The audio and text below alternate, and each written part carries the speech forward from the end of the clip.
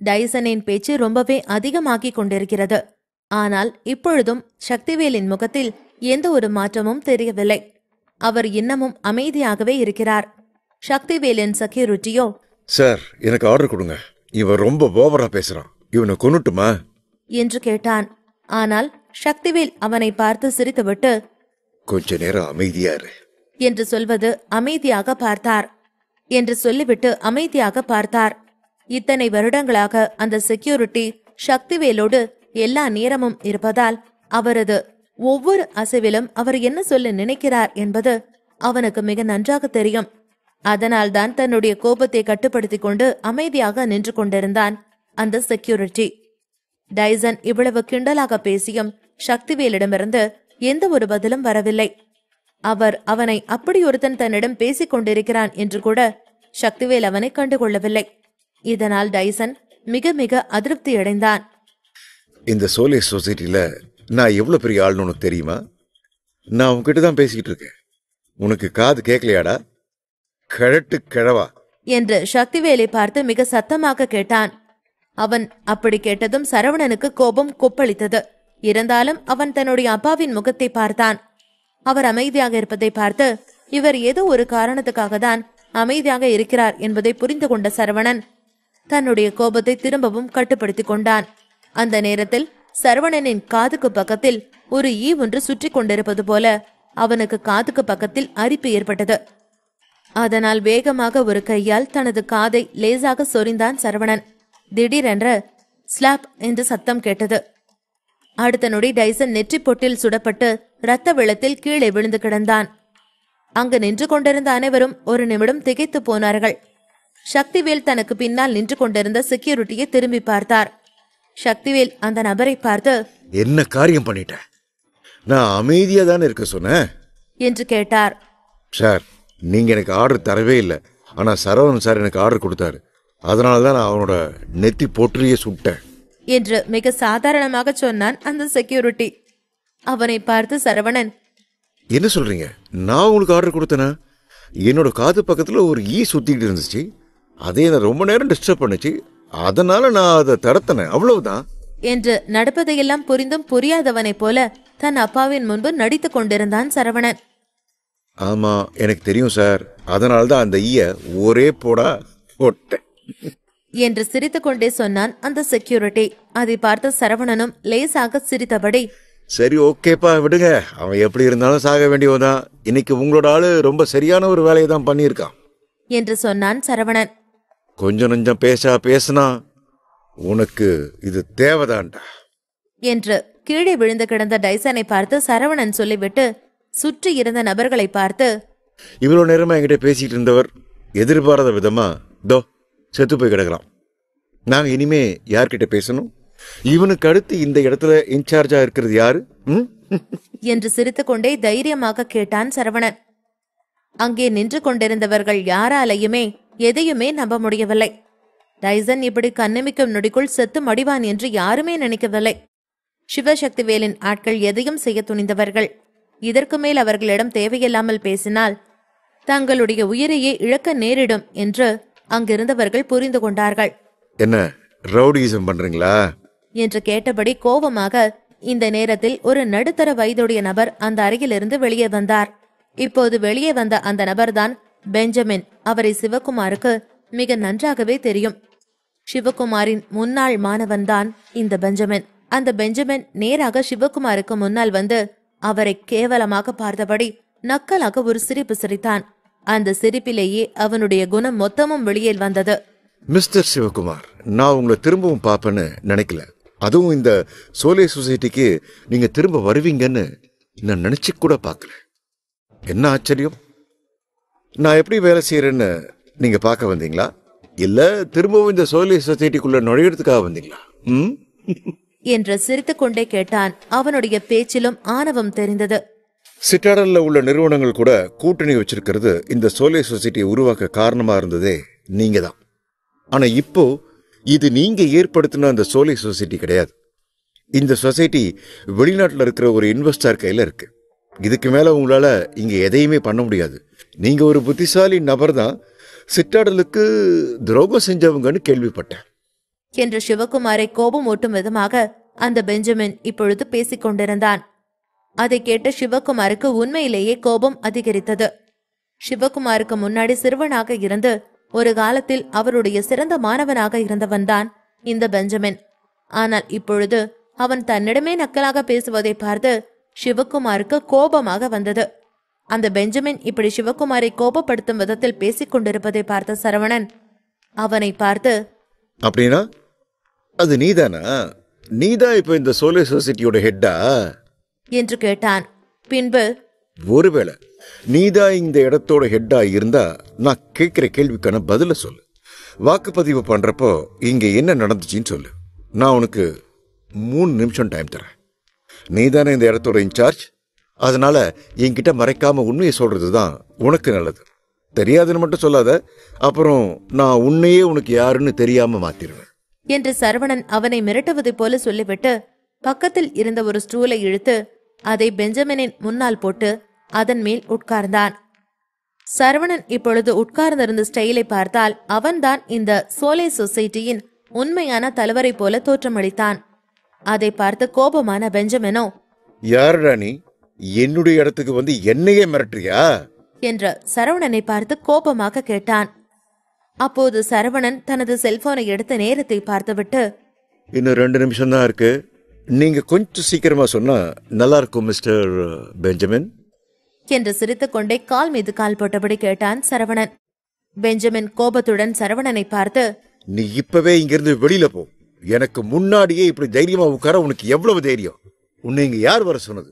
மரியாதை இங்கிருந்து வெளியில போ என்று கோபமாக கத்தினான் அவன். பின்பு அவன் சிவகுமாரை பார்த்து கோபமாக, நான் உங்களை எச்சரிக்கிறேன். நீங்க இப்பவே இந்த இடத்த விட்டு வெளியில போகலன்னு சொன்னா என்னோட செக்யூரிட்டியை வர சொல்லி நான் உங்க எல்லாரையுமே கழுத்தை பிடிச்சி வெளியில தள்ளிடுவேன். உங்க யாருக்குமே மரியாதை கொடுக்க மாட்டேன். அதுக்கப்புறமா என்ன நீங்க இறக்க இல்லாதவனு குறை சொல்லக்கூடாது என்று பெஞ்சமின் சொன்னான். பெஞ்சமினின் திமிரான வார்த்தைகளை கேட்ட சரவணன் எழுந்து நின்றபடி, நீ இப்ப பேசுற ஒவ்வொரு வார்த்தைக்காகவும் நாங்க உன்னை என்ன செஞ்சாலும் அதுக்கு அப்புறமா நீயும் எங்களை குறை சொல்லக்கூடாது. உன் முன்னாடி யார் நிக்கிறாங்கன்னு தெரியுமா? வார்த்தைய அளந்து பேசு என்று கோபமாக பெஞ்சமினை பார்த்து சரவணன் சொன்னான். அவன் யாரா இருந்தா எனக்கு என்ன? அவன் அரசனாவே இருந்தாலுமே எனக்கு அதை பத்தி எந்த ஒரு கவலையும் இல்லை. இந்த சோலே சொசைட்டியோட சேர்மனே இங்க வந்து என்கிட்ட சொன்னா கூட நான் அவனுக்கு மரியாதை கொடுக்க மாட்டேன் என்று பெஞ்சமின் தேனாவெட்டாக தைரியமாக பேசிக் கொண்டிருந்தான். பெஞ்சமின் இப்படி பேசி முடித்தவுடன் சிவசக்திவேல் தனது போனை எடுத்து சரவணனிடம் நீட்டியபடி, சரவணா, இவங்கிட்ட பிரச்சனை பண்ணாத. இவன் திரும்ப திரும்ப ஏதாவது பேசினா என் பின்னாடி நிக்கிறவன் யோசிக்காம இவனையும் சுட்டு கொண்டுடுவான். தேவையில்லாம இந்த ஒரு பணம் விடும். சொல்லிட்டு தோ என்னோட மொபைல்ல ஜோசப்னு ஒரு நம்பர் இருக்கும், அந்த நம்பருக்கு போனை போடு என்று ஒரு கையால் சிகரெட்டை புகைத்தபடி இன்னொரு கையால் சரவணனிடம் தன்னுடைய மொபைலை நீட்டினார் சிவசக்திவேல். ஜோசப் என்று அந்த பெயரை கேட்டதும் பெஞ்சமின் திகைத்து போனான். இவன் இப்போ யாரோட பேரை சொன்னா? ஜோசப்போட பேரியா என்று பெஞ்சமின் யோசித்துக் கொண்டிருக்கும் போதே அடுத்த நொடி சிவசக்திவேலிடமிருந்து வெளிவந்த வார்த்தைகள் அவனை மேலும் மேலும் அதிர்ச்சிக்கு ஆளாக்கியது. ஹலோ ஜோசப்பா, நான் சிவசக்திவேல் பேசுறேன். ஆமா, இப்போ எங்க இருக்கீங்க? இன்னும் உங்களுக்கு 1/2 மணி நேரம் தான் டைம். அதுக்குள்ள சிடடல இருக்கிற சோலே சொசைட்டி ஆபீஸ்க்கு வந்துருங்க என்று சொல்லிவிட்டு வேறெதுவும் பேசாமல் சக்திவேல் தன்னுடைய போனை கட் பண்ணி வைத்தார். இதை கேட்டவுடன் பெஞ்சமின் முற்றிலும் திகைத்து போனான். அவனால் எதையுமே நம்ப முடியவில்லை. ஜோசப்பா, இந்த சக்திவேல் ஜோசப் நான் சொன்னாரு.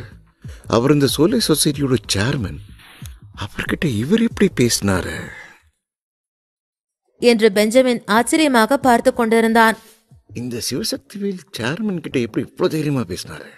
அதுவும் 1/2 மணி நேரம் தான் டைம், அதுக்குள்ள இங்க வரணும்னு சொல்றாரு என்று ஆச்சரியமாக பார்த்தான். பெஞ்சமின் இப்பொழுது சிவசக்திவேல் தன்னிடம் நடித்துக் கொண்டிருக்கிறார் என்று நினைத்தான்.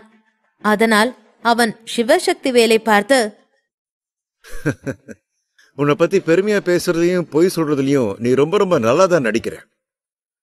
எந்த ஜோசப்புக்கு இப்ப நீ கால் பண்ணுன? வர வழியில ஒரு டீ கடை இருந்துச்சு. அந்த டீ கடையில் நின்று உன்னோட ஃப்ரெண்டு ஜோசப் டீ குடிச்சிட்டு இருக்கானா? அவனதான் இன்னும் 1/2 மணி நேரத்துல இங்க வர சொன்னியா? என்று சிரித்துக்கொண்டே நக்கலாக கேட்டான் பெஞ்சமின். எங்களோட சேர்மன் ஜோசப், அவர் 1 வருஷத்துல 3 நாட்கள் குறைவாதான் அவருடைய நாட்டிலேயே இருக்காரு. நான் கூட அவரை அந்த அளவுக்கு அதிகமா பார்த்தது கிடையாது. அப்பவாச்சும் பார்த்தாதான் உண்டு. ஆனா நீங்க அவர்கிட்ட போன்ல பேசுறீங்களா? என்ன காமெடி பண்ணிட்டு இருக்கீங்க?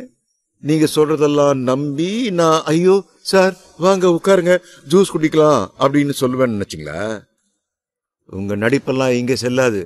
இப்பவே உன்னோட ஆட்கள் எல்லாத்தையும் கூட்டிக்கிட்டு வெளியில போங்க என்று சத்தமாக சொன்னான் பெஞ்சமின். அவன் இப்படி என்ன சொன்னாலும் சிவசக்திவேல் அமைதியாகத்தான் இருந்தார். அவருக்கு தான் செய்யக்கூடிய விஷயங்களை யாருக்கும் விளக்க வேண்டும் என்ற அவசியமே இல்லை. ஏனென்றால் அவர்கள் தன் பேச்சை கேட்க தகுதி இல்லாதவர்கள் என்றுதான் சக்திவேல் நினைத்தார். அந்த நேரத்தில் வேகமாக பெஞ்சமினுக்கு அருகில் வந்த அந்த ஆபீஸ் வேலை பார்க்கும் நபர் ஒருவர், மிஸ்டர் பெஞ்சமின், சேர்மன் இப்ப சிற்றலுக்கு வந்திருக்கிறதா ஒரு தகவல் கிடைச்சிருக்கு. அவர் இப்ப நேரா இங்கதான் வரப்போறாராம். அவரோட காரு இப்ப நம்மளோட ஆபீஸ் தான் வந்துட்டு இருக்கு. நாம முன்னேற்பாடுகள் எதுவுமே பண்ணலையே, என்ன பண்றது சார் என்று பதட்டமாக கேட்டான். இதை கேட்ட பெஞ்சமின் முற்றிலும் திகைத்து போனார். அவனால் எதையுமே நம்ப முடியவில்லை. என்னடா சக்திவேல் சொல்றதெல்லாம் கேட்டு நீயும் கனவுலகத்துக்கு போயிட்டியா? சேர்மன் இன்னும் வெளிநாட்டில் தான் இருக்காரு. ஒருவேளை அவர் இங்க ஆபீஸ்க்கு வரதா இருந்தா கூட நம்ம கிட்ட இன்ஃபார்ம் பண்ணிட்டு தான் வருவாரு. இப்படி திருதுப்புன்னு வந்து நிக்க மாட்டாரு என்ற தகவல் சொன்ன அந்த நபரை திட்டிக் கொண்டிருந்தார் பெஞ்சமின். எனக்கு இது எப்படி நடந்துச்சுன்னு தெரியல சார். ஆனா சேர்மனோட பிஏ கிட்ட இருந்து தான் எனக்கு இப்ப தகவல் வந்திருக்கு. சேர்மன் இப்போ நம்ம ஆபீஸ்க்கு தான் வந்துட்டு இருக்காரு என்று அந்த நபர் பெஞ்சமினிடம் சொன்னான். அவனின் தகவலில் உண்மை இருப்பது போலத்தான் தோன்றியது. இந்த நேரத்தில் பெஞ்சமினின் நிலைமை திடீரென்று மாறியது. ஜோசப்பிடம் 1/2 மணி நேரத்திற்குள் இந்த இடத்திற்கு வர வேண்டும் என்று சொல்லியிருந்தார் சக்திவேல். ஆனால் அவர் உண்மையாகவே 10 நிமிடத்திற்குள்ளாகவே வந்துவிட்டார். பெஞ்சமின் எதையும் நம்ப முடியாமல் குழம்பி போனதைப் போல அதிர்ச்சியாக நின்று கொண்டிருந்தான். ஆனால் அதே நேரத்தில் ஜோசப் அந்த ஆபீஸின் மெயின் கேட்டிற்கு அருகில் வந்துவிட்டார். ஒரு கருப்பு நிற ரேஞ்ச் ரோயர் கார் நுழைவாயிலில் வந்து கொண்டிருந்தது. அது நேராக அந்த பில்டிங்கிற்கு முன்பு வந்து நின்றது. எப்பொழுதும் யாராவது போய் கார் கதவை திறந்தால்தான் சேர்மன் ஜோசப் காரில் இருந்து கீழே இறங்குவார். ஆனால் இந்த முறை எல்லாமே தலைகீழாக நடந்து கொண்டிருந்தது. கார் வந்து நின்ற உடனடியாக அந்த காரின் கதவு திறக்கப்பட்டு உள்ளிருந்த ஜோசப் கீழே இறங்கி வேகமாக சிவசக்திவேலை நோக்கி ஓடினார். வேகத்தில் அவர் எப்பொழுதும் தன்னுடன் வைத்திருக்கும் சூட்கேஸை கூட எடுக்க அவருக்கு நேரம் கிடைக்கவில்லை போல. அந்த அளவிற்கு மிக மிக அவசரமாக நடந்தார். ஒரு இடத்தில் கால் தடுக்கி வழியில் கீழே விழுந்தார் ஜோசப். இதை பார்த்து கொண்டிருந்த பெஞ்சமினோ ஒரு நிமிடம் திடுக்கிட்டான். அவன் தன்னுடைய கண்களால் பார்க்காமல் வேறு யாராவது பெஞ்சமினிடம் சேர்மன் இப்படி ஓடோடி வந்தார் என்று சொல்லியிருந்தால் அதை பெஞ்சமின் நம்பியிருக்கவே மாட்டான். ஆனால் பெஞ்சமின் இப்பொழுது நடப்பது எல்லாவற்றையும் தன்னுடைய 2 கண்ணாலேயே பார்த்து கொண்டிருந்ததால் அவனுக்கு அவருடைய கண்ணை இப்பொழுது நம்பவே முடியவில்லை. நடப்பதையெல்லாம் பார்த்து அந்த அளவுக்கு சந்தேகமாக இருந்தது பெஞ்சமினுக்கு. இந்த சோலே சொசைட்டியில் ஜோசப் தான் மிக மிக அதிகாரம் கொண்டவர். அதனால் அவர் எப்பொழுதுமே மிக தைரியமாக கெத்தாகத்தான் இருப்பார். ஆனால் இப்படி அவரே இன்றைக்கு தரையில் விழுந்தும் விழுந்தும் ஓடோடி வந்து சிவசக்திவேலின் முன்பு நின்று தலை குனிந்தபடி, சக்திவேல் சார், மன்னிச்சிடுங்க சார், நான் ரொம்ப லேட்டா வந்துட்டேன், சாரி என்று பயத்தோடு நடுங்கிக் கொண்டே பேசினார். உண்மையில் ஜோசப் அந்த சோலை சொசைட்டியில் ஒரு மிகச்சிறந்த பேச்சாளராக அனைவராலும் அறியப்பட்டவர். ஆனால் இந்த நேரத்தில் அவர் சக்திவேலுக்கு முன்பாக பேசக்கூட முடியாமல் திணறிக் கொண்டிருந்தார். ஜோசப் இப்படி சக்திவேலின் முன்பு வந்து பேசினாலும் சக்திவேல் அவர் யாரு என்று தெரியாததைப் போல, சாரி மிஸ்டர், எனக்கு உங்களுக்கு தெரியாது, நான் இதுக்கு முன்னாடி உங்களை மீட் பண்ணதில்ல, நீங்க தான் ஜோசப்பா என்று கெத்தாக கேட்டார். சோலே சொசைட்டி தலைவராக ஜோசப் இருந்தாலும் அவர் மிக மிக அமைதியாக சக்திவேலிடம், சக்திவேல் சார், உங்களுக்கு வேணும்னா என்ன தெரியாம இருக்கலாம், ஆனா கண்டிப்பா ஃபியூச்சர்ல என்னை பத்தி நீங்க தெரிஞ்சுக்கிங்க, தயவு செஞ்சு என்ன மன்னிச்சிருங்க சார் என்று ஜோசப் கூறினார். இதைத் தொடர்ந்து சக்திவேல் பேசுவதை நிறுத்தினார். அவருடைய கண்கள் இன்னும் கோபத்தில்தான் இருந்தது. சக்திவேலின் கண்களில் கோபத்தை பார்த்த சக்திவேலின் செக்யூரிட்டியும், சார், உங்களுக்கு ஒன்று பிடிக்கலையா? இவனையும் போட்டுமா என்று கேட்டான். எதுவும் செய்ய வேணாம், நான் சொல்ற வரைக்கும் நீ அமைதியாரு என்று அவனிடம் சொன்னார் சக்திவேல். சக்திவேல் இப்பொழுது கோபமாக இருப்பதை பார்த்த ஜோசப் அவரை பார்த்து, சக்திவேல் சார், இந்த நேரத்துல எதுக்காக என்னை இங்க வர சொன்னீங்க? நான் ஏதாச்சும் உங்களுக்காக பண்ணணுமா சார்? நேரடியா சொல்லுங்க, என்னால முடிஞ்ச அளவுக்கு உதவியை நான் உங்களுக்கு கண்டிப்பா செய்வேன் என்று மிக மிக பணிவாக ஜோசப் சக்திவேலை பார்த்து கேட்டான். சிவசக்திவேலும் மறுக்கவில்லை. அவர் நேரடியாக பேசினார். எஸ் மிஸ்டர் ஜோசப், நீங்க எனக்கு ஒரு உதவி செய்யணும். நீங்க ஒத்துக்குவீங்களோ இல்லையோ, எனக்கு அதை பத்தி எல்லாம் எந்த கவலையும் இல்லை. நீங்க ஒரு பிரஸ் ரிலீஸ் கொடுக்கணும்னு நான் நினைக்கிறேன். சிவகுமார் விவகாரம் தொடர்பான எல்லா உண்மைகளையும் வெளிப்படுத்த நாளைக்கு ஒரு பிரஸ் மீட்டிங் வைக்கணும். நீங்க தானே இப்ப இந்த சொசைட்டியோட சேர்மன், அதனால எந்த உண்மையும் தெரியாதுன்னு என்கிட்ட பொய் சொல்லக்கூடாது என்று ஜோசப்பை மிரட்டுவது போல சக்திவேலின் வார்த்தைகள் இருந்தது.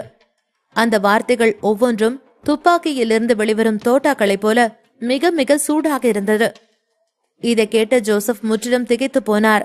அவருக்கு என்ன சொல்வதென்றே தெரியாதது போல வாயடித்து போய் நின்று கொண்டிருந்தார். ஒரு கணம் வார்த்தைகள் புரியாமல் தவித்தார் ஜோசப். சக்திவேல் சொல்லுவது நிஜம்தான். சிவகுமார் பிரச்சனையின் உண்மைகள் அனைத்துமே சேர்மனான ஜோசப்பிற்கும் மிக நன்றாகவே தெரியும். ஜோசப் மிகவும் புத்திசாலிதான். அதனால் அவனுக்கு மிக தெளிவாக தெரிந்தது. சிவசக்திவேல் இப்போ ஏதோ ஒரு மீனை பிடிக்கிறதுக்காக தான் தூண்டில் போட்டுக்கிட்டு இருக்காரு. ஆனா அந்த மீன் தான் யாருன்னு தெரியல. நான் நினைக்கிறது சரினா அது வில்லியம்ஸ் குடும்பமாக தான் இருக்க முடியும் என்று ஜோசப் தன்னுடைய மனதில் நினைத்து கொண்டான்.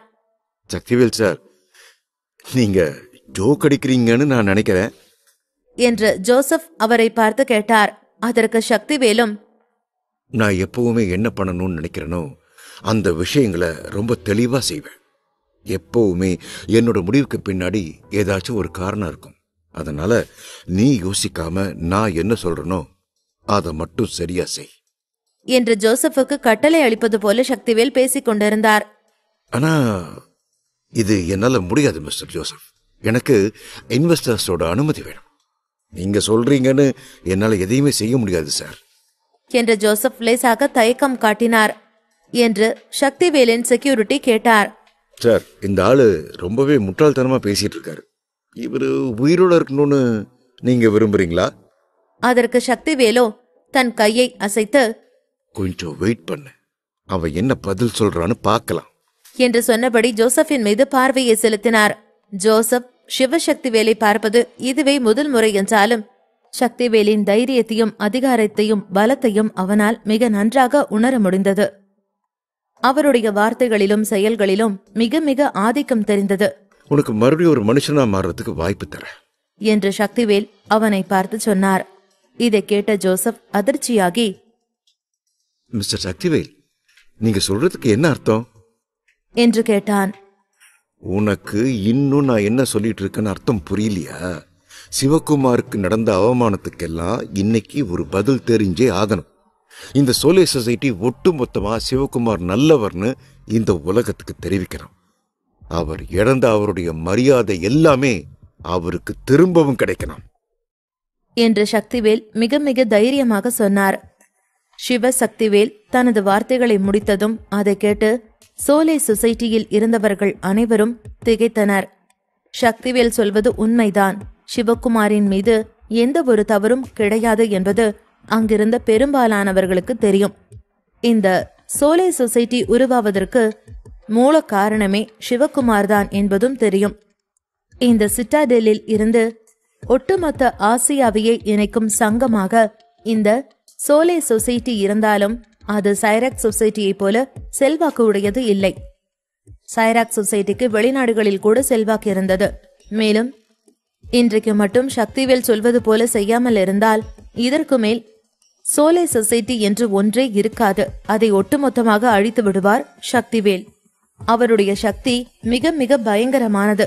அதற்கு முன்பாக இப்பொழுது ஜோசப் நடுங்கிக் கொண்டிருந்தார்.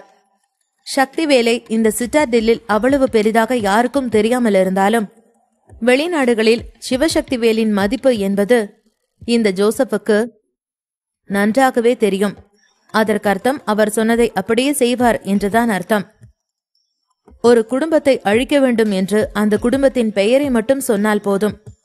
அதற்கு மேல் அந்த குடும்பத்தின் உறுப்பினர்கள் பெரியவர்கள் முதல் சின்ன நபர்கள் வரை யாருமே உயிரோடு இருந்ததில்லை.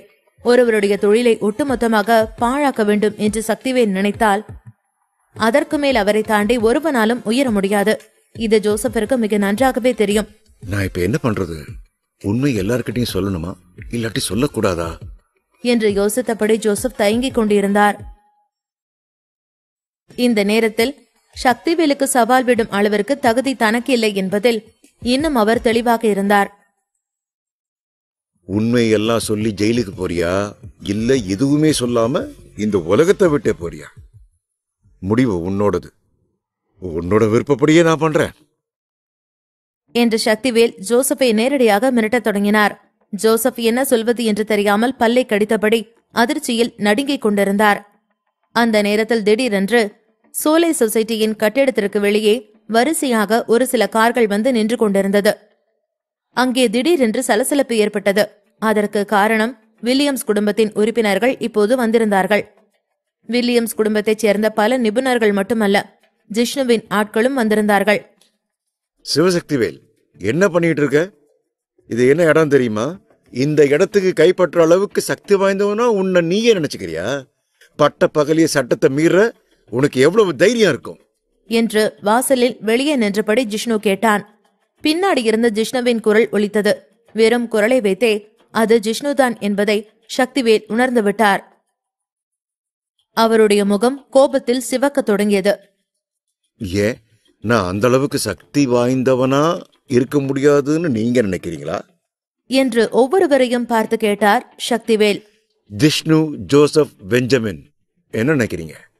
நான் அந்த அளவுக்கு சக்தி வாய்ந்தவனா இருக்க முடியாதுன்னு நீங்க நினைக்கிறீங்களா என்று அனைவரையும் பார்த்து கெத்தாக அவர் அப்படி கேட்டதை பார்த்து சோலை சொசைட்டியில் நின்று கொண்டிருந்தவர்கள் மற்றும் இப்பொழுது இங்கு வந்திருந்த வில்லியம்ஸ் குடும்பத்தினர் அனைவரும் திகைத்து போனார்கள். ஜிஷ்ணுவை பார்த்து கோபமாக இப்படி சக்திவேல் பேசுவதை கேட்டு சக்திவேலின் செக்யூரிட்டி, சார், நான் இப்ப உன்னை கொன்னுட்டுமா என்று கேட்டார். அதற்கு சக்திவேலோ, இல்லப்பா, அப்படியெல்லாம் பண்ணக்கூடாது. நம்ம இவங்களை கொள்ளலாமா வேண்டாமான்னு அப்புறமா முடிவு பண்ணலாம். அவர் இப்போதைக்கு நம்மளோட ஒரு கெஸ்ட். ரொம்ப காலத்துக்கு முன்னாடி அவர் எனக்கு ரொம்பவே பழக்கமான ஒரு நபர் தான். அவர் பேசட்டும், எது வரைக்கும் பேசுறாருன்னு பொறுத்து இருந்துதான் பாப்போமே. எதுக்கு அவசரப்படுறேன் என்று சிரித்தபடி சொன்னார் Sakthivel. Welcome to Tamil audio story channel. மறக்காம நம்ம சேனலை சப்ஸ்கிரைப் பண்ணிக்கோங்க. சக்திவேலும் அவருக்கு பக்கத்தில் இருந்த ஆளும் பேசுவதை கேட்டு ஜிஷ்ணுவும் அவருடைய ஆட்களும் திகைப்பாக அங்கேயே நின்று கொண்டிருந்தார்கள். அவர்கள் திகைக்கும் அளவிற்கு சக்திவேலும் அவருக்கு பக்கத்தில் இருந்த ஆளும் பேசிக் கொண்டிருந்தார்கள். அவர்கள் இருவரும் பேசிக் கொண்டிருப்பதை பார்த்த ஜிஷ்ணுவின் ஆட்கள் பயத்துடன் அவர்களையே பார்த்து கொண்டிருந்தார்கள். சக்திவேலின் பக்கத்தில் இருந்த அந்த நபர் சக்திவேலை எதிர்த்து யாராவது கொஞ்சம் சத்தமாக பேசினாலும் அவர்களை பார்த்து அடிக்கடி சக்திவேலிடம் பணிவாக குனிந்து, சார், நான் அவரை கொன்னுட்டுமா? சார், நான் அவரை கொன்னுட்டுமா என்று கேட்டுக்கொண்டிருந்தார். இன்னொரு நபர் எதுவும் பேசாமல் திமிராக நின்று கொண்டிருந்தார்.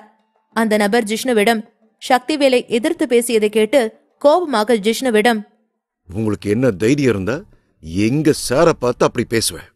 உனக்கு என்ன தைரியம் இருந்தா எங்க சாரை பார்த்து அப்படி பேசுவேன்? உன்னோட சவப்பெட்டி ரெடி பண்ணி வச்சுக்க. எப்ப வேணாலும் நாங்க அதுக்குள்ள வச்சு உன்னை அடக்கம் பண்ணிடுவோம் என்று மிரட்டலாக சொன்னான். அவன் சொன்ன வார்த்தைகளை கேட்டு ஜிஷ்ணு மிகவும் ஆக்ரோஷமாக இருந்தார். ஜிஷ்ணு வேறு யாரும் இல்லை, வில்லியம்ஸ் குடும்பத்தின் ஒரு ஆள்தான் என்பதை அவர்கள் நினைவில் கொள்ளவில்லை. அந்த நபரின் வார்த்தைகளை கேட்ட ஜிஷ்ணு சிரித்துவிட்டு, சக்திவேல், நீங்க சிட்டாடல்ல இருந்தப்போ உங்களை சுத்தி ஆயிரக்கணக்கான ஆட்கள் இருந்தாங்க.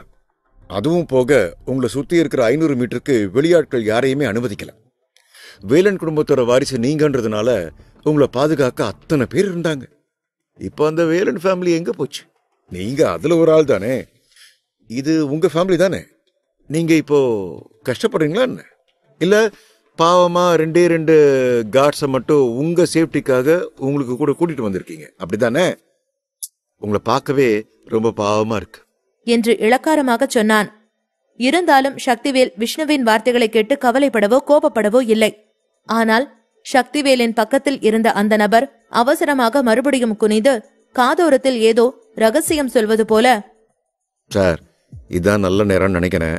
அவனை கொன்னுடலாம். அவன் ரொம்ப அதிகமா பேசிக்கிட்டு இருக்கான். இதை என்னால் பார்த்துட்டு இருக்க முடியாது. நாங்க இருக்கிறது உங்களோட சேஃப்டிக்காகத்தான். அவன் ரொம்ப டேஞ்சரான ஆள் நினைக்கிறேன். ப்ளீஸ் சார், பர்மிஷன் கொடுங்க என்று கேட்டார். ஜிஷ்ணு பல ஆண்டுகளாக சிட்டாட்டிலில் ஆதிக்கம் செலுத்தினார் மற்றும் வில்லியம்ஸ் குடும்பத்தின் தலைவராகவும் இருந்தார். என்னதான் ஒரு பொறுப்பான ஆளாக இருந்தாலும் எப்பொழுது அவர் இப்படி கேவலமான வார்த்தைகளையும் கேவலமான வேலைகளையும் செய்ய கற்றுக்கொண்டார் என்று சக்திவேல் யோசித்துக் கொண்டிருந்தார். அவர் இன்னும் இதே மாதிரி பேசிக் கொண்டிருந்தால் தன்னுடைய ஆட்கள் அவரை கொன்று விடுவார்கள் என்று யோசித்தார். பின்பு தனது ஆட்களிடம் திரும்பி, இப்போதைக்கு சண்டை போடவோ கொல்லவோ கூடாதுன்னு சொல்லிட்டேன். என்னதான் இருந்தாலும் அவங்க எல்லாரும் ஒரு விதத்துல எனக்கு வேண்டியவங்க தான். இப்போதைக்கு எதுவும் பண்ண வேண்டாம். இவனை கொன்னாலும் யாரும் என்ன கேள்வி கேட்க போறது இல்ல. இருந்தாலும் நாம ஏற்கனவே இதை பண்ணி இருக்கணும். அப்ப விட்டுட்டு இப்ப பண்றது ரொம்ப தப்பு. கொஞ்சம் வெயிட் பண்ணி பார்ப்போம் என்று தன்னுடைய ஆட்களிடம் கூறினார். இதை கேட்ட ஜிஷ்ணு சக்திவேல் முன்பு இருந்ததைப் போலவே திமிராக பேசிக் கொண்டிருப்பதை பார்த்து திகைத்து போய் நின்றார். உன் மேல கொஞ்சம் இறக்க இருந்ததுனாலதான் ரகுபதியை நீ கொன்னப்ப கூட உன்னை நான் எதுவும் செய்யல. ஆனா நீ இப்ப பண்ற எல்லாத்தையும் பார்த்துக்கிட்டு என்னால சும்மா இருக்க முடியாது. எனக்கும் கோபம் வரும். என்கிட்டயும் ஆட்கள் இருக்காங்க. நானும் நினைச்சா யார வேணாலும் என்ன வேணாலும் பண்ணலாம். ஆனா நான் அப்படி செய்யல. என் வீடு அழிச்சிட்ட, ரகுபதியை கொன்னுட்ட. இதுக்கெல்லாம் சேர்த்து உன்னோட ஈஸ்வரியையும் உன்னோட குடும்பத்தையும் நான் நரகத்துக்கு அனுப்புவேன். உன்னையும் சேர்த்து தான் சொல்றேன் என்று ஜிஷ்ணு பொறுமையாகவும் திமிராகவும் பதில் சொன்னான்.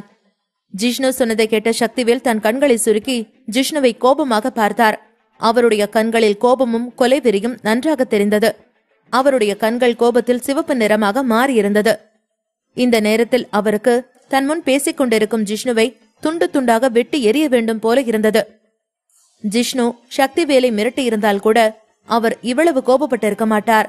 கொஞ்சம் அமைதியாகத்தான் இருந்திருப்பார். ஆனால் ஜிஷ்ணு ஈஸ்வரியையும் தன்னுடைய குடும்பத்தையும் பற்றி பேசியதால் சக்திவேலுக்கு இவ்வளவு கோபம் வந்தது. அவரால் தன் கோபத்தை பொறுத்து கொள்ள முடியவில்லை. இதனால் கோபமடைந்து ஜிஷ்ணுவிடம் சக்திவேல், ஜிஷ்ணு, நீ பேசுறத பார்த்து பேசு. நீ பேசுற ஒவ்வொரு வார்த்தையும் உன்னோட சாவுக்கு குழி தோண்டிக்கிட்டே இருக்கு. இப்படியே பேசிக்கிட்டு இருந்த சீக்கிரமா உன்னை அந்த குழிக்குள்ள தள்ளி புதைக்க வேண்டியதா இருக்கும் என்று மிரட்டினார். சக்திவேல் மிரட்டியதை கேட்ட ஜிஷ்ணு வாயடித்து போய் நின்றார். பின் ஜோசப்பை திரும்பி பார்த்து, ஜோசப், என்ன முடிவு பண்ணிருக்க? எனக்கு இன்னும் நிறைய வேலை இருக்கு.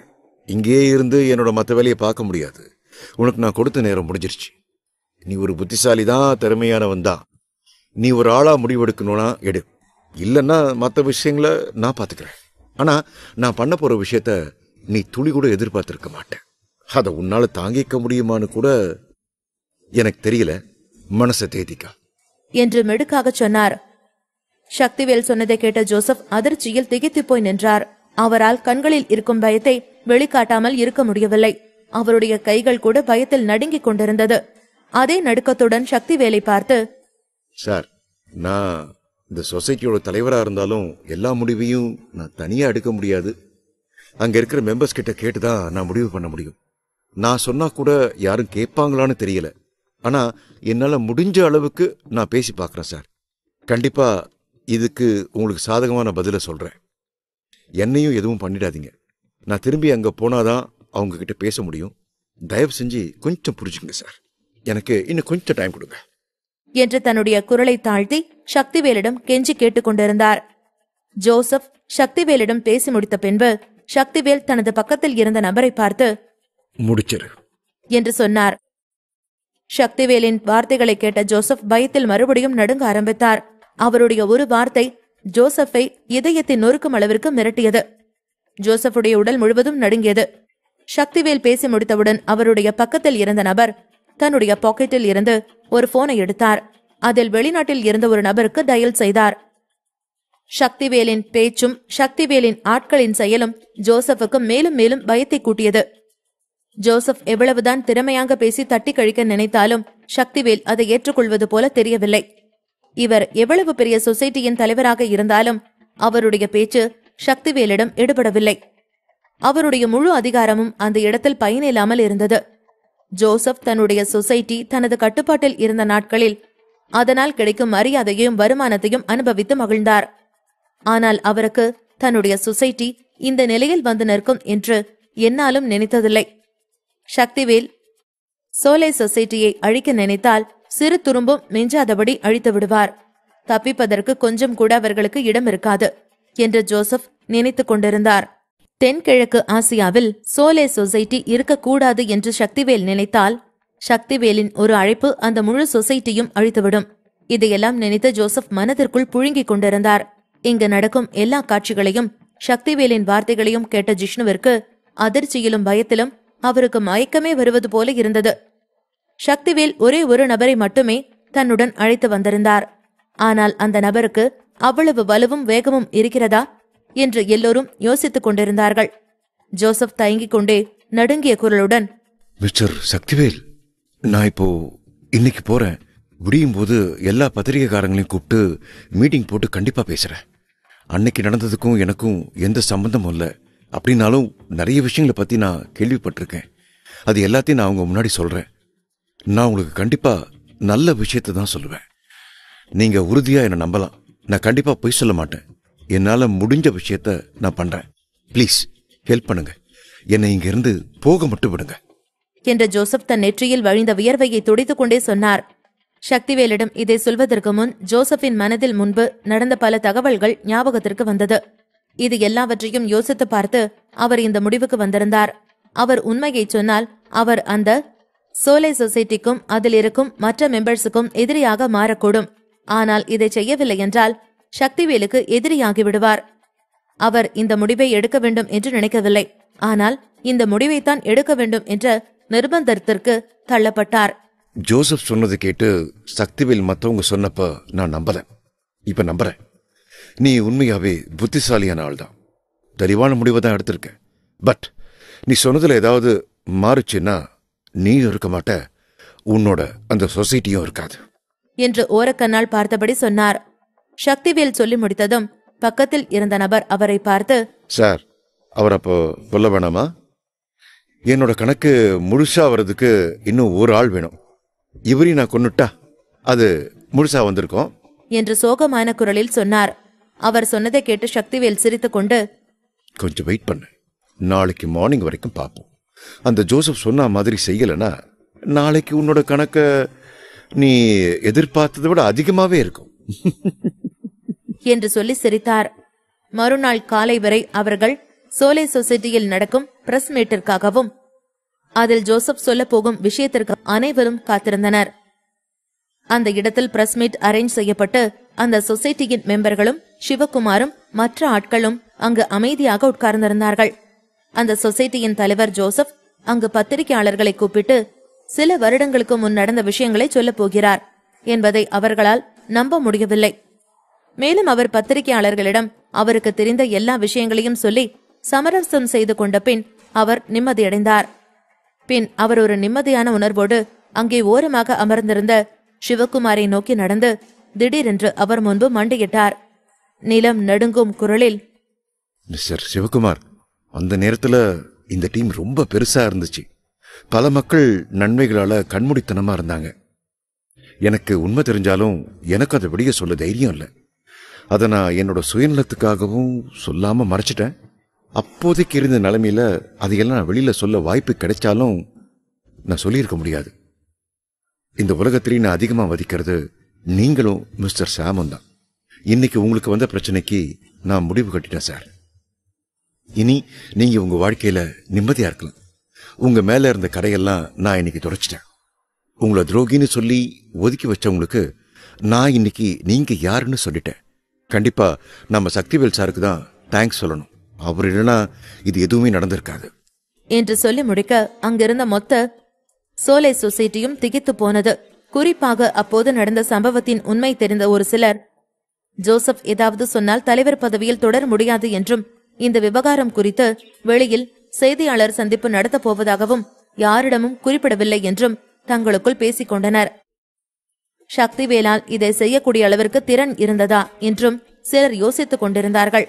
ஜோசப்பின் வார்த்தைகளை கேட்ட சிவகுமார் நன்றி என்று மெதுவாக சொன்னார். அந்த நேரத்தில் அவரது கண்கள் கண்ணீரால் நிரம்பியிருந்தது. அவருக்கு சொல்வதற்கு எதுவும் வார்த்தைகள் வேறு வரவில்லை. ஜோசப் தன்னுடைய வார்த்தைகளை முடித்த பிறகு அவர் சொன்னதையெல்லாம் கேட்டு ஜிஷ்ணு மிகவும் அதிர்ச்சி அடைந்திருந்தார். ஜோசப் உண்மையை சொன்னதன் அர்த்தம் என்ன என்பது மற்றவர்களை விட அவருக்கு நன்கு தெரியும். ஜிஷ்ணு அந்த நேரத்தில் தான் தோற்றுவிட்டதாக நினைத்து கோபம் வந்தாலும் அதை கட்டுப்படுத்திக் கொண்டு, ஜோசப், உனக்கு பைத்தியமா? ஏன் முட்டாள்தனமா பேசிட்டு இருக்க? நீ பிரபலம் ஆகணும் அப்படின்னா இப்படி நடந்த பழைய விஷயங்களை மாத்தி சொல்லி பிரபலம் ஆகணுமா? அதுக்கு எந்த அவசியமும் இல்லை. வேற ஏதாவது செஞ்சு பிரபலம் ஆகலாம் தானே? எவ்வளவு காசு வாங்கின இந்த மாதிரி பேசுறதுக்கு? உனக்கு அசிங்கமா இல்ல என்று ஏளனமாக பேசினான். ஜிஷ்ணு பேசியதை கேட்ட ஜோசப் உதடுகளை குவித்து லேசாக சிரித்துவிட்டு, ஜிஷ்ணு இப்படித்தான் பேசுவார் என்று ஏற்கனவே தெரிந்தவர் போல, மிஸ்டர் ஜிஷ்ணு, இந்த சொசைட்டியோட தலைவர் நான் தான். அன்னைக்கு என்ன நடந்துச்சுன்னு எனக்கும் தெரியும். இதோட விளைவு என்னன்னு எனக்கு தெரியும். கொஞ்சம் நல்லா புரிஞ்சுக்குங்க. நீங்க இதோட மெம்பர் மட்டும்தான். இது வில்லியம் ஃபேமிலி இல்ல, சோலே சொசைட்டி. நீங்க நினைச்ச மாதிரி எல்லாம் இங்க பேச முடியாது என்று ஜிஷ்ணுவிடம் தீவிரமாக சொன்னார். ஜிஷ்ணு நக்கலாக சிரித்துவிட்டு, இது வில்லியம்ஸ் ஃபேமிலியில தான், சோலே சொசைட்டி தான், அதை நானும் ஏத்துக்கிறேன். ஆனா நீங்க சொன்ன மாதிரி நான் இங்க ஒரு மெம்பர். இதுல என்னோட பாயிண்ட்ஸ் சொல்றதுக்கு எனக்கு உரிமை இருக்கு. எனக்கு உரிமை இல்லைன்னா இங்க இருக்கிற யாருக்குமே உரிமை இல்லை. தலைவர், உங்களுக்கும் உரிமை இல்லை. இந்த சோலே சொசைட்டியை உருவாக்குறதுக்கு நமக்கு எவ்வளவு திறமை தேவைப்பட்டுச்சு. இப்ப சிட்டாடலை சுத்தி இருக்கிற பகுதி எல்லாமே இந்த சொசைட்டியை சார்ந்துதான் இருக்கு. நீங்க எதை குழப்ப நினைச்சு இப்படி என்னென்னவோ பேசிட்டு இருக்கீங்க? நீங்க இந்த சொசைட்டிக்கு எதிராக செயல்படுறீங்களா என்று கேட்டார். இதை கேட்ட ஜோசப் லேசாக தலையசைத்துவிட்டு, சொசைட்டியோட எதிரியா இருக்கிறது கூட பரவாயில்ல, ஆனா நான் சக்திவேல் சாருக்கு எதிரியா இருக்க விரும்பல என்று சொன்னதும் ஜிஷ்ணுவின் முகம் அதிர்ச்சியில் பேய் அறைந்தது போல இருந்தது. அவர் மிகவும் சிக்கலான முகபாவத்துடன் சக்திவேலை உற்று பார்த்தார். சக்திவேல் உண்மையில் மிகவும் சக்தி வாய்ந்தவர். திரும்பி வந்ததிலிருந்து அவர் எதுவும் செய்யவில்லை. அவர் ஒரு சில வார்த்தைகளுக்கு மேல் கூட பேசவில்லை. அப்போது ஜோசப் சரணடைந்ததை ஜிஷ்ணுவால் நம்ப முடியவில்லை. ஜிஷ்ணுவிற்கு இப்பொழுதுதான் தான் மட்டும் தனியாக ஒரு காட்டில் இருப்பது போன்ற எண்ணம் தோன்றியது. அவர் முற்றிலும் தனிமையை உணர்ந்தார். அவரை சுற்றி அவரை பாதுகாக்க அவருடைய ஆட்கள் இருந்தார்கள். ஆனாலும் அவருக்கு அந்த எண்ணம் துளியும் இல்லை. ஜோசப்பின் இந்த மாற்றம் ஜிஷ்ணுவால் சிறிதளவு கூட ஏற்றுக்கொள்ள முடியவில்லை. அவர் எதிர்த்து நிற்பார் என்று நினைத்தார். ஆனால் இப்படி அவரிடம் மண்டியிட்டு கெஞ்சுவார் என்று துளியும் அவர் நினைக்கவில்லை. இப்போது ஜிஷ்ணு முற்றிலும் பீதியடைந்தார். ஆனால் அவர் இன்னும் ஏளனமாக சக்திவேலிடம், நீங்க உண்மையிலேயே அப்படி நினைக்கிறீங்களா? இந்த விஷயத்த இன்னைக்கு இந்த இடத்திலேயே தீர்க்க முடியுமா என்று கேட்டார். சிறிது நேரத்தில் சூழல் பதற்றமாக மாறியது. சோலே சொசைட்டியில் ஜிஷ்ணு முக்கிய பங்கு வகித்தார். மேலோட்டமாக பார்த்தால் கூட அவருக்கும் சிவகுமாருக்கும் இருக்கும் தொடர்பை அனைவராலும் யூகிக்க முடிந்தது. இந்த நேரத்தில் வில்லியம்ஸ் ஃபேமிலியும் சிவகுமாருக்கு துரோகம் செய்ய முடிவெடுத்து இந்த வழிக்கு வந்திருக்க வேண்டும். இல்லையென்றால் சோலே சொசைட்டியில் வில்லியம்ஸ் ஃபேமிலி எப்படி இவ்வளவு பெரிய இடத்தில் இருந்திருக்கும்? சக்திவேல் ஜிஷ்ணுவின் பின் சென்று தோளை தட்டி கொடுத்து அவரை கூப்பிட்டார். ஜிஷ்ணு சட்டென்று பதட்டமாக திரும்பி பார்த்தார். சக்திவேல் லேசாக சிரித்துவிட்டு, என்ன பயந்துட்டியா? நாம இனி பேசி நேரத்தை வேஸ்ட் பண்ண வேண்டாம். நம்ம சந்திக்கிறது இது ஃபர்ஸ்ட் டைம் இல்லை. நேரடியா நடவடிக்கை எடுக்க முடியும் அப்படின்னா தேவையில்லாத விஷயங்களை அதிகம் பேசாம இருக்கலாம். இப்படி தேவையில்லாம பேசுறதுல உனக்கு என்ன கிடைச்சிருச்சு? உன் கூட கடைசி வரைக்கும் நான் போட்டி போட்டுக்கிட்டே தான் இருக்கணும்னு எனக்கு எந்த அவசியமும் இல்லை. ஆனா நீ என் கூட போட்டி போடும்போது நான் நிறுத்திட்டா அப்படி கடைசி வரைக்கும் உன் கூட போட்டி போட்டுக்கிட்டு தான் இருப்பேன்.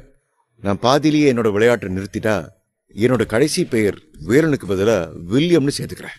ஓகேவா என்று சக்திவேல் அலட்சியமாக சொன்னார். சக்திவேல் சொன்னதை கேட்டு ஜிஷ்ணு கண்களை விழித்து பார்த்து ஆச்சரியத்துடன் நின்றார். அவருடைய உடலும் கட்டுக்கடங்காமல் நடுங்கிக் கொண்டிருந்தது. ஆனால் விஷ்ணு சக்திவேலிடம் பேச தைரியம் இல்லாமல் யாரிடமோ பேசுவது போல, பத்திரிகையாளர் சந்திப்பை நடத்துறதுக்கு ஜோசப்புக்கு நாங்க அனுமதி கொடுக்க முடியாது.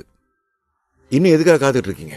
போய் அந்த ஜோசப்பை கொல்லுங்க, இல்லைன்னா நான் உங்களை கொன்னுடுவேன் என்று ஜிஷ்ணு பின்னால் இருந்தவர்களிடம் கோபத்துடன் கூறினார். ஜிஷ்ணு சொன்னதை அடுத்து அவருக்கு பின்னால் இருந்தவர்கள் உடனடியாக அங்கிருந்து காணாமல் போனார்கள். இதை பார்த்த ஜிஷ்ணு உதடுகளை கவ்விக்கொண்டு தனக்குத்தானே குளிர்ச்சியாக சிரித்துக் கொண்டார். அவர் அப்படி சொன்னதும் ஜோசப் ஜிஷ்ணுவை பார்த்து, நீ இவ்வளவு இறக்கமில்லாதவனா? நான் நடந்த உண்மைதானே சொன்னேன். என்னோட உயிரை நான் காப்பாத்திக்கணும்னு நான் நினைச்சேன் என்று சொன்னார். குத்தம் சொல்லாத. நான் இறக்கமில்லாதவனா இருந்தா நீங்க எதுக்கு என்ன மெம்பரா செலக்ட் பண்ணீங்க? நீ சிட்டாடல்ல இருக்கிற நம்ம சொசைட்டியோட தலைவர். அதனால நீ அந்த சோலே சொசைட்டியோட பேரை தான் காப்பாத்த பாக்கணும். அதை விட்டு யார் யாருக்காகவோ பிரஸ் மீட் வச்சு தேவையில்லாத வேலையை பார்த்துட்டு இருக்க. நீ இன்னைக்கு எடுத்த முடிவு சரின்னு நினைக்கிறியா? இனி இந்த சோலே சொசைட்டி கிட்ட மட்டும் இல்ல, தென்னாசியா முழுக்க இருக்க எந்த பகுதியிலையும் உனக்கு இடம் கிடையாது என்று சொல்லி அவருடைய ஆட்களை பார்த்து கண்ணசைத்தார். அவருடைய ஆட்களை அனுப்பிவிட்டு ஜிஷ்ணு சக்திவேலை திரும்பி கோபமாக பார்த்தார். அவருடைய பார்வையில், உன்னால என்னை எதுவுமே செய்ய முடியாது. நான் நினைச்சா என்ன வேணாலும் செய்வேன். இந்த ஜோசப் மட்டும் இல்ல, நான் நினைச்சா உன்னோட கதையையும் இங்கேயே முடிச்சிருவேன் என்று திமிராக சொல்வது போல இருந்தது. அங்கிருந்த அனைவரையும் ஜிஷ்ணு அதிக விலை கொடுத்து சோலே சொசைட்டியில் பணியமர்த்தினார். மற்ற திறமையான நிபுணர்கள் அனைவரும் வில்லியம்ஸ் ஃபேமிலியில் பணியமர்த்தப்பட்டனர். வில்லியம்ஸ் ஃபேமிலியின் இந்த நிபுணர்கள் அனைவரும் எவ்வளவு வலிமையானவர்கள், எவ்வளவு திறமையானவர்கள் என்று மற்றவர்களுக்கு தெரியாமல் இருக்கலாம். ஆனால் ஜிஷ்ணு அதையெல்லாம் தெரிந்து கொண்டுதான் அவர்களுக்கு வில்லியம்ஸ் ஃபேமிலியில் வேலைக்கு ஏற்பாடு செய்து கொடுத்தார். அவர்கள் ஒவ்வொருவரும் தங்களுடைய வேலையில் சிறந்தவர்களாக இருந்தார்கள். அதனால் அவர்களுக்கு லட்சக்கணக்கில் சம்பளமும் கொடுக்கப்பட்டது. ஜிஷ்ணுவின் ஆட்கள் சென்ற வேகத்தில் ஜோசப்பை தாக்க முற்பட்டார்கள். அதனால் ஜோசப் ஏற்கனவே அதிகமாக காயமடைந்திருந்தார். மறுபக்கத்தில் நின்றிருந்த சக்திவேல் சரவணனை பார்த்து, போய் ஜோசப்பை காப்பாத்த. அவருக்கு எதுவும் ஆகக்கூடாது. அவர் இன்னைக்கு பண்ண பிரஸ் மீட்டை இங்க இருக்கிற எல்லா மக்களும் பார்க்கணும். சிவகுமார் சார் மேல எந்த தப்பும் இல்லைன்னு எல்லாருக்கும் தெரியணும். அவரோட பழைய மரியாதையும் பழைய சந்தோஷமும் அவருக்கு திரும்ப கிடைக்கணும். அவர்கிட்ட இருந்து போன பேரும் புகழும் அவர்கிட்ட மறுபடியும் சேரணும். இதெல்லாம் இப்போ உன் கையில தான் இருக்கு. இந்த ஜோசப் செத்துட்டா ஜிஷ்ணு எப்படியாவது பிளான் பண்ணி அந்த பிரஸ் மீட்டை நடக்காத மாதிரி பண்ணிடுவான். அங்க இருந்த எல்லா ஃபுட்டேஜையும் டெலீட் பண்ணிடுவான். சீக்கிரமா போய் அவரை காப்பாத்து என்று சொன்னார். சக்திவேல் சொன்னதை கேட்ட சரவணா அவரை பார்த்து, நிச்சயமா, கண்டிப்பா, இது எல்லாரும் பாக்குற மாதிரி செய்யற என்று சொல்லிவிட்டு அங்கிருந்து நகர்ந்து சென்றான். உண்மையில் வில்லியம்ஸ் ஃபேமிலிக்கும் சக்திவேலுக்கும் இடையேயான பிரச்சனைக்கு ஜிஷ்ணு தான் பெரும் தூண்டுதலாக இருந்தார். அவருடைய தூண்டுதல் ஒவ்வொன்றும் ஒவ்வொரு பிரச்சனைகளுக்கும் வழிவகுத்தது. ஆனால் சக்திவேல் எந்த பிரச்சனையிலும் எந்த வழியிலும் தோற்கவில்லை. சக்திவேல் சரவணனை அனுப்பியதை பார்த்த ஜிஷ்ணு சிரித்துவிட்டு, சரவணா, நீ எவ்வளவு பெரிய ஹீரோ, எவ்வளவு பெரிய வீரன். உன் கூட சண்டை போட்ட எல்லாரையும் நீ தோக்கடிச்ச எல்லா விஷயமும் எனக்கு தெரியும். உனக்கு தெரியுமா, நான் நினைக்கிறேன் அந்த நேரத்தில் ஹார்பர்ல நடந்த பிரச்சனையப்போ ஃபீனிக்ஸ் குடும்பத்தோட அல்டி கார்டு மட்டும் உன் கையில இல்லாம இருந்திருந்தா அன்னைக்கே நீ காலியா இருப்பேன். ஆனா சக்திவேல், நீ ரொம்ப புத்திசாலி தான். உன்னோட ஒய்ஃபுக்கும் உன்னோட மகனுக்கும் பிரச்சனை இருக்குன்னு தெரிஞ்சு நீ சீக்கிரமா திரும்ப வந்துட்ட. பட் உனக்கு தெரியாது, உன்னை திரும்ப வர வச்சது நான் தான். ஏன்னா இது என்னோட பிளானா கூட இருக்குன்னு நீ எங்கேயுமே யோசிக்கலையா? சக்திவேல், நீ என்ன பண்ணிட்டு இருக்க? என்ன பயமுறுத்துறதுக்கு உன்னோட டீச்சர் அந்த சிவகுமாரோட பிரச்சனை மட்டும் முடிஞ்சா போதும் அப்படின்னு நினைக்கிறியா? அவரு பல வருஷமா இந்த நாட்டிலேயே இல்ல. இங்க இருந்து தப்பிச்சு வேற எங்கேயோ போயிருந்தாரு. தன்னோட மானத்தை காப்பாத்திக்கிறதுக்காக என்னென்னவோ பண்ணாரு. நான் ஏன் அவர் கூட பழகணும்? நான் ஏன் அவருக்கு ஹெல்ப் பண்ணணும்? நான் ஏன் இப்ப அவரை கடத்தணும்? அப்புறமா எதுக்கு அவரை வெளியே விடணும்? இதுவும் ஒரு பிளான் தான். எல்லாமே உனக்காகத்தான். நீ வருவா அப்படின்னு எனக்கு கண்டிப்பா தெரியும் என்று வீரவசனமாக பேசினார். இதை சொல்லும்போது ஜிஷ்ணுவின் முகத்தின் வெளிப்பாடு மிகவும் கோரமாக இருந்தது. 20 வருடங்களுக்கு முன்பு ஜிஷ்ணுவுக்கு சக்திவேலுடன் எந்த விதத்திலும் பொருந்தவில்லை. சக்திவேல் எப்போதுமே அனைவரின் கவனத்தையும் தன்பால் இருக்கக்கூடிய ஒரு நபராக இருந்தார். அந்த 20 வருட பகையும் சேர்த்து ஜிஷ்ணு இன்று பழிவாங்க வேண்டும் என்று நினைத்தார். ஜிஷ்ணு பேசுவதை கேட்டுக்கொண்டிருந்த சரவணன் லேசாக சிரித்துவிட்டு, அப்படியா? உங்களுக்கு எல்லாம் தெரியுமா? எல்லாம் தெரியும்னா என்ன தெரியும்? அன்னைக்கு ஹார்பர்ல நடந்த பிரச்சனையை தீர்த்தது யாருன்னு தெரியுமா? என்று சொல்லி நக்கலாக சிரித்தான். ஜிஷ்ணு சிரித்துவிட்டு, நீ என்ன சொல்ல ட்ரை பண்ற? அப்ப அந்த ஹார்பர்ல அந்த வேலையை பார்த்தது யாரு? அங்க இருந்து எல்லாரையும் சமாளிச்சது யாரு? உன்னோட அல்டி கார்டை யூஸ் பண்ணி தான் நீ எங்க ஆளுங்களை வர வச்சு அவங்க எல்லாரையும் சமாளிச்சன்னு எனக்கு தெரியும். ஏதாவது கதை விடாத. எனக்கு எதுவும் தெரியாதுன்னு நினைச்சி நீயே ஏதாவது சொல்ல நினைக்காத. சரவணா, எனக்கு உன்னை பத்தியும் தெரியும், உன்னை சுத்தி இருக்கிறவங்கள பத்தியும் தெரியும். பெரிய வீர மாதிரி நடிக்காத என்று ஏதோ ஒரு நம்பிக்கையில் கிண்டலாக சொன்னார். ஆனால் அவரது நம்பிக்கையால் எந்த பயனும் இல்லை. மிஸ்டர் ஜிஷ்ணு, உங்களுக்கு வயசாயிடுச்சு, அதனால என்னென்னவோ சொல்லிட்டு இருக்கீங்க. நீங்க பவன் அளவுக்கு புத்திசாலி இல்ல என்று சரவணன் தோளை குலுக்கிக் கொண்டு சொன்னான். மீண்டும் ஒரு புன்னகையுடன், உங்களோடு கருத்துப்படி அவனுக்கும் எனக்கும் இடையில் யார் புத்திசாலி என்று சரவணன் கேட்டதும் ஜிஷ்ணு ஒரு நிமிடம் திகைத்து போய் நின்றார். சரவணன் தன்னிடம் இப்படி ஒரு கேள்வியை கேட்பார் என்று அவர் என்றும் எதிர்பார்க்கவில்லை. ஜிஷ்ணு சரவணனின் கேள்விக்கு பதில் இல்லாமல் பேச்சின்மையால் நின்று கொண்டிருந்தார். அவர் நிற்பதை பார்த்த சரவணன் மறுபடியும் கிண்டலாக சொன்னான். பிறகு ஜிஷ்ணு கோபமாக, ஆமா, நான் முட்டாள்தான். ஆனா உன் கூட இருக்கிற ரத்னம் மட்டும் ரொம்ப புத்திசாலிதான். அவர் தானே உனக்கு காட் ஃபாதர். அவர் தான் உனக்கு எல்லாத்தையும் சொல்லி கொடுத்திருக்காரு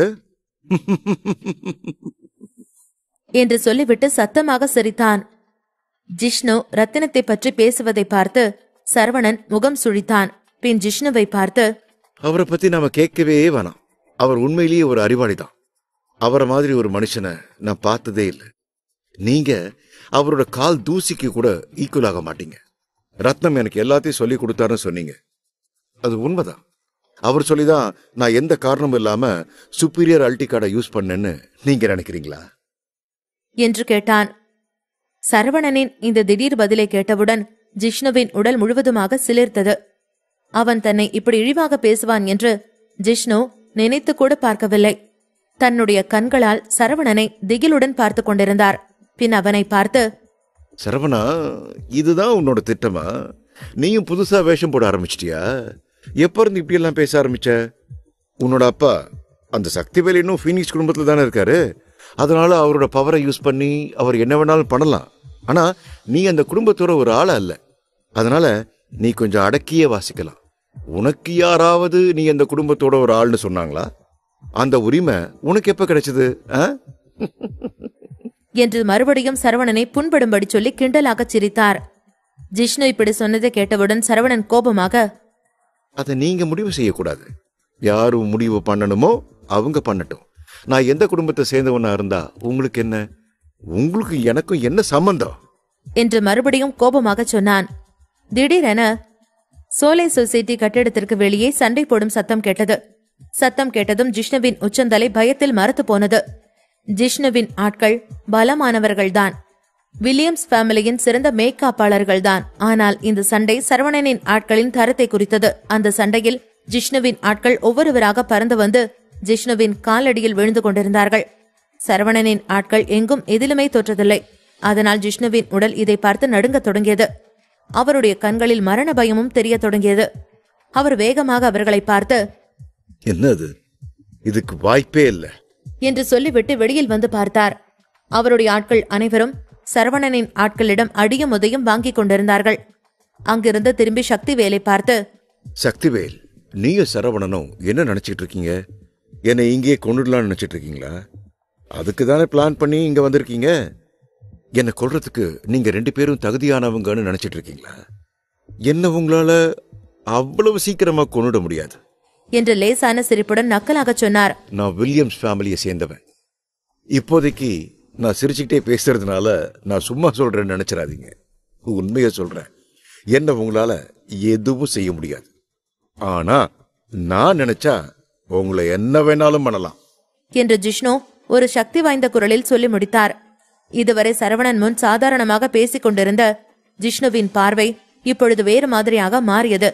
அவர் சரவணனை பார்த்து, இப்ப பாக்குறீங்களா, உங்க கதைய இங்கேயே முடிச்சு காட்டுறேன் என்று ஆவேசமாக பேசினார். ஜிஷ்ணு ஆவேசமாக பேசியதை கேட்ட சக்திவேலின் பக்கத்தில் இருந்த ஆள் சக்திவேலை ஒரு நொடி திரும்பி பார்த்துவிட்டு மறுபடியும் ஜிஷ்ணுவை பார்த்து என்று சத்தமாக சொன்னான்.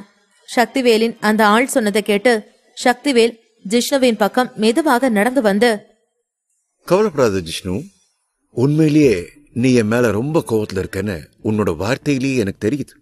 இந்த வார்த்தைகள்லாம் என் மனசுல ஆழமான தாக்கத்தை உருவாக்கிடுச்சு. நான் மறுபடியும் என்னோட ஈஸ்வரி கூட சேரும்போது நீ ஏதேதோ பண்ணி எங்களை பிரிக்க நினைச்ச. எனக்கு அது இன்னும் மனசுல அப்படியே இருக்கு. அதை என்னால கண்டிப்பா மறக்கவே முடியாது. வில்லியம்ஸ் குடும்பத்துக்கு ஈஸ்வரி வந்தப்போ அவ மேல நீங்க ஆசிட் வீசினீங்களே, அவ உங்களோட பொண்ணு தானே, உங்க வீட்டை சேர்ந்த பொண்ணு தானே, உனக்கு அக்கா தானே, எல்லாத்தையும் மறந்துட்டீங்களா? அவளோட பெயருக்கு பின்னாடி உங்க ஃபேமிலி பேர் தானே இருந்துச்சு. இருந்தாலும் என் மேல இருந்த கோவத்தை அவகிட்ட எதுக்காக காட்டினீங்க? என்ன நீங்க ஏதாவது பண்ணியிருந்தா கூட நான் உங்களை கண்டிப்பா மன்னிச்சிருப்பேன். ஆனா என்னோட ஃபேமிலி மேலையும் என்னோட ஈஸ்வரி மேலையும் கை வச்சவங்கள நான் சும்மா விடவே மாட்டேன் என்று சக்திவேல் மிகுந்த கோபத்துடன் ஆக்ரோஷமாக பேசினார். அவர் பேசுவதில் இருந்தே வில்லியம்ஸ் ஃபேமிலி மேல் இருக்கும் கோபமும் வருத்தமும் ஜிஷ்ணுவிற்கும் அங்கிருந்தவர்களுக்கும் தெளிவாக தெரிந்தது. ஆனால் அதை ஜிஷ்ணு வெளியில் காட்டிக்கொள்ளவில்லை. ஜிஷ்ணுவிற்கும் சக்திவேல் கண்டிப்பாக தன்னை இதற்காக பழி வாங்குவார் என்று தெரிந்தது. ஆனாலும் சக்திவேல் பேசியதை கேட்ட ஜிஷ்ணு முகம் சுளித்து, இப்பவே இவ்வளவு விரக்தியா பேசினா எப்படி?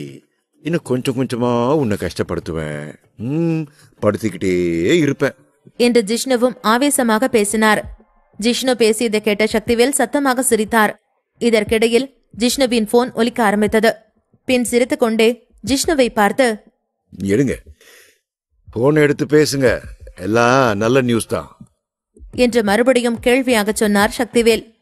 சக்திவேல் சொன்னதை கேட்டு ஜிஷ்ணு பதட்டமாக போனை எடுத்து பார்த்து ஆச்சரியமாக கண்களை விழித்து திகைத்து போய் நின்றார். அதில் அவருக்கு வெளிநாட்டிலிருந்து அழைப்பு வந்திருந்தது. தென்கிழக்கு ஆசியாவில் இருக்கும் சோலை சொசைட்டியின் ஹெட் ஆபீஸில் இருந்துதான் அவருக்கு இந்த போன் வந்திருந்தது.